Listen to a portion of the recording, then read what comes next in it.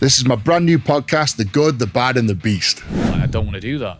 So what did you want to do? Just fight. You just wanted to fight. That's it. Just want to box. That's it. And then when I was about 14 and a half, 15, like I say, towards the later stages of high school, I thought, you know what, this is just, I'm not getting anywhere. I could be putting all this time and effort into my training, into my boxing. And that's what I started to do. I started to miss school, and I was in the gym every single day, twice a day. And I think it was something that my mother obviously looked at, and she's saying, right, what's going on? But because I was doing something, it's not like I didn't go to school and just sat home all day playing the Xbox. Where does Tyson Fury come in? I remember him always being there, like kind of looking over, watching some sparring sessions, coming to some amateur fights, and like he was always very supportive. And like I say, he's paved the way for us. Without him doing what he's done in boxing, we wouldn't be anywhere. He really has opened them floodgates for absolutely everybody. Yeah. And I'm fully aware of that, and I'm fully thankful for that. But boxing's a tough sport because it's not like anything can be given to you. Like, you have to win them fights. Yeah. Like, No one can get in and do it for you. Tyson can't just go over to the opponent and say, lose today, mate. Yeah. Make him look good. Like, it doesn't work like that. Yeah. It's the opposite. Because you are who you are and your last name is what it is, you fight a bum and they're going to come and bring it. Yeah. Because to beat a Fury is winning the lottery for them. Yeah, of course. If they beat a Fury, their next fight, their paycheck, it's skyrocket. So boxing's a tough game, and it has been tough because of that reason. Seeing your brother every day, pretty much. So not going to school. No. And you'd rather go to the gym and do your training. So it sounds like you had a good big brother who was there just to take you under his wing. And it was one of them things. Like, he was always training like for big fights. Like every time he was. So how old would Tyson be? You were 10. Tyson would be what, 20? I think he's like 11 years older than me. Okay, so he'd have been 21. Yeah. 2021. Yeah. Okay. So he's always training for like these early fights and stuff like that. But I always used to be that kid in the corner that was kind of looking at everything. Like, I'd see absolutely everything going on. Didn't really say much either. I was just there in the corner, but I'd see everything. Because I knew one day I was like, I just listen and look. Yeah. And that's all I wanted to do. Because I knew one day I'd be having my own big fights. So it's like I'm trying to grab every piece of information and every bit of stuff to do that I can.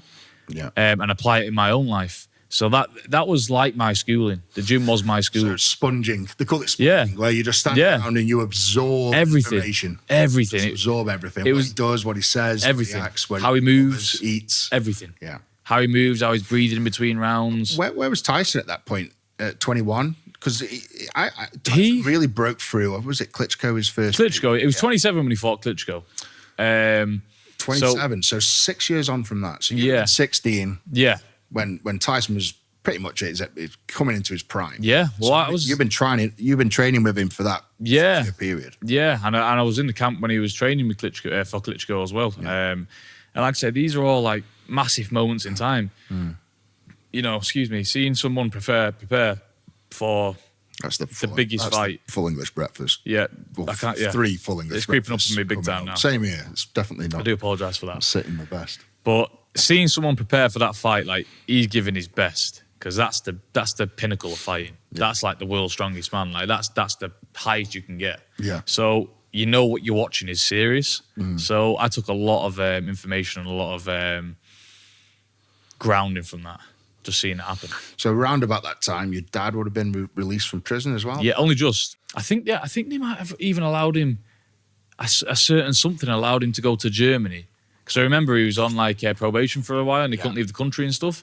So I think they made an exception for him to go to the fight. I think that's what kind of happened.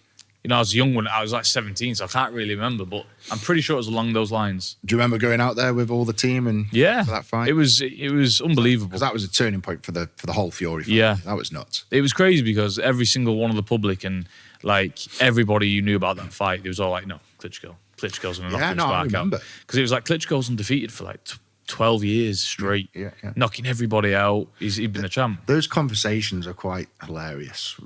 And the more you get into the fight world, you realise how much shit people talk. Yeah. General public. Yeah. It's fucking hilarious. Yeah. Everyone's an armchair expert, thinking they can do anyone, they're better than everyone. 100%. And I remember around that time, everybody said, Klitschko's got this. Yep. Klitschko. And then here we go. Look at this photo here. And then Mr. Tyson Fury. It was a shock. Yeah. It generally was a shock. It was an easy win as well. I always said it was like the only people who knew he was going to win was the people in that changing room. Yeah. And that's the way it was. It was a shocking win because Tyson just looked so comfortable. For me, when I watched it was how easy it was. It was like Muhammad Ali. He was just having fun in there. And but you had to bring something Klitschko never seen before. Yeah. And he'd never seen that type of movement from a guy who was bigger than him. Klitschko was always used to boxing, punching down, having his own way with fighters. But in there, it was like Tyson didn't give him any of that. I love, because Tyson does this thing where the fainting. Yeah. He's so good at it. And you could see he wore Klitschko down so quick just from little movements. That's it. Tyson's just having fun. Yeah. He's just dancing, isn't he? Yeah. Well, that's how he fights. And he's getting weaker and weaker and weaker. And weaker. Yeah. And I think it was a mental game as well with Klitschko. Because I think prior to that, when Tyson was young and Klitschko was obviously younger, I wasn't there, obviously, but I heard the sauna story. Oh, I heard that. Tyson told the sauna story. That was pretty good to hear. I heard that, and they was in the sauna for a long time. Everyone else jumped out and they was kind of looking at each other. And I've done it before. With random people like that I don't even know. Like you get in the sauna and as a man, you're like, oh, I'm staying in, I'm doing this. And then they kind of flick in your eyes. And then obviously if someone gets out, you kind of like, I beat you. Bit superior. Yeah. And I think that's what happened with them two. And I think ever since that, he took the confidence away. That's such a bloke thing to do. You do play it in your head. You have to sit there the longer. You sit in that sauna, everyone's got to leave before you. You got to be prepared to die. You have. You have. 100%. 100%. To the death. Yeah. To the death. I think that's what it was as well. And then, do you ever do the cold therapy as well? Obviously, Eddie, you've seen me live in action. You're not very good at that, Tommy. Do you know what I have, though? I've been doing a hell of a lot more. So every single morning, I wake up, first thing I do, freezing cold shower. Perfect. Freezing cold. I'll put it as cold as it can go, and I'll leave it for 10 minutes before I get in, so it's as cold as it's going to be. Perfect. 3 minutes. That's good to hear, man. Everything. Change your life. It has. And do you know what else? Yeah, I've heard this a lot, right, since doing this. I can't remember the last time I was ill. Yeah. Not like touch wood, not ill like that, but like, common colds. Yeah. And coughs and stuff. Makes a big difference. Since I've been doing that, I've not been ill once. Yeah. And that's been for about a year and a bit now. Yeah. Crazy. It's amazing what these little tips and tricks can make tips big and differences. tricks. But cold shower first thing in the morning, I abide. I believe in it. Yeah. Yeah. Going off track a little bit there. So the pressure is definitely on your name to get into fighting. It's like through and through. Is it true to say you're a gypsy family? Yeah, I mean, obviously me. So my father, on my father's side, full, Romany, gypsy people. And what does that entail? Like living in caravans, traveling the country?